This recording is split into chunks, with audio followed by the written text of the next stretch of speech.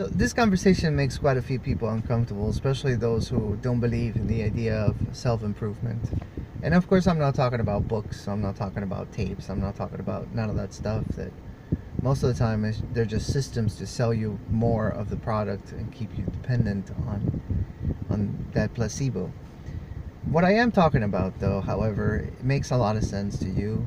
I mean, deep inside. And if you don't want to accept it, well, that's a whole nother story. I was talking to a friend of mine a few days ago, somebody who has done well for himself. He has had many companies over the years. You could say that he's one of the most successful people I've ever met in my life. And it's surprising to me sometimes when I talk to him, because I feel that as simpletons, let's call it that way, we look at somebody like that and we see him in some sort of pedestal, like he's achieved anything and everything that he ever wanted. So all of a sudden, that the dehumanization of that person, of that successful guy, of that entrepreneur, of that guy who sits in the top, who has a penthouse, who drives his car of his dreams, doesn't allow us to have some sort of sympathy or to even have the right perspective of what it is that he is living.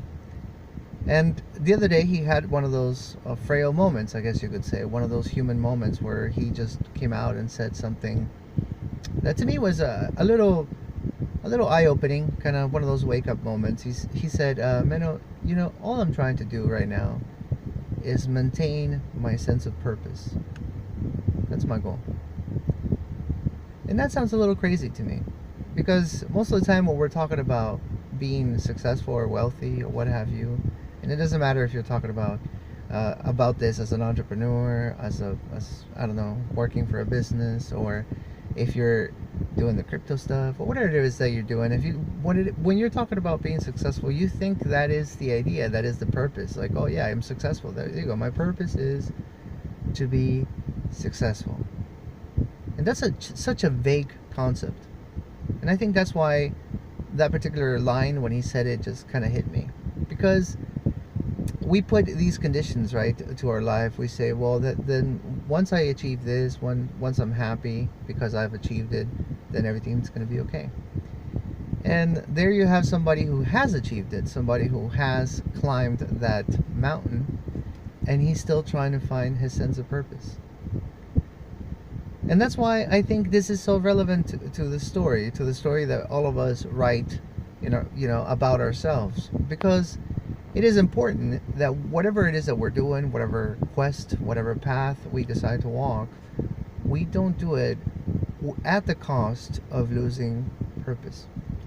Now, of course, that definition, whatever purpose means, whatever makes you wake up in the morning and makes you excited to tackle the day, is 100% personal, and it might be so different from one person to the other. Then coming up with some sort of definition, like a purpose is, if you like, is completely a waste of time. It doesn't make any sense. But the truth is that most people don't ever think about it too much. They just put the purpose or the goal as some sort of financial goal or as some sort of material gain, and then they keep on moving the goalpost. And I wonder if one of the reasons why I felt before that I've been stuck, one of the reasons why I haven't progressed before in my life, is because I was playing that same game. I was tricking myself the same way that this dude has. I was saying, well, you know what I'm supposed to do? I'm supposed to achieve this much a year, and then I'll be happy.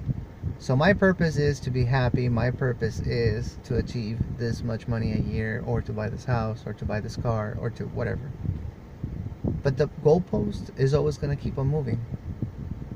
So then I'm grounded right now. At least I'm trying to. And I'm trying to convey the message right now in this little silly video, in this vlog that I'm recording, this weird philosophy I like to do.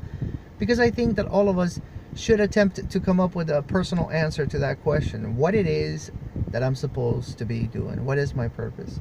And if the answer, whatever it is that we come up with, has some sort of physical attachment, oh, it's the house, or it's the car, maybe, just maybe, we're falling into that silly game.